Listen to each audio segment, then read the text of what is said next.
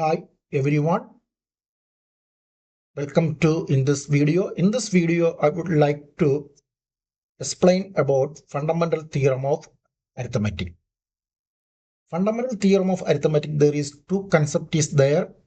Every composite number can be factorized as a product of primes. Factorization is unique apart from the order in which the prime factors occur. Explanation of these two concepts, let us be going to the explanation. First, in this concept consist a composite number, prime number and unique. Prime number is the natural number is classified as based on factors, the two category prime numbers and composite numbers. The number which have only two factors, one number itself is prime number. 2, 3, 5. There is only two factors, 1 and 2 here. 3 factors 1 and 3, 5 factors 1 and 5. The natural number have only two factors, one and number itself is prime factors. Another category, composite numbers. The natural number except prime number is composite numbers. The number which at least three factors is composite numbers.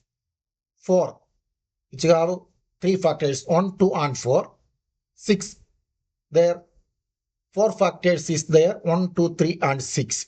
So natural based on number of factors, natural number categorized as prime number and composite number.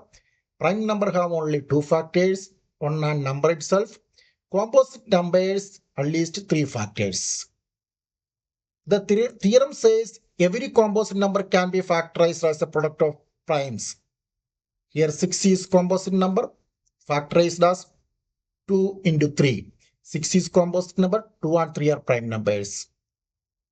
2 into 3 and 3 2 are different order, but prime factors are same. Different order, but same number of prime factors, that nature is called uniqueness. The word uniqueness means different order, but the same number of prime factors is unique nature. That is the second concept, factorization is unique. Apart from the order in which prime factors occur, different order is possible to here, but prime factors are same. So here over the fundamental theorem of arithmetic. Thank you for watching.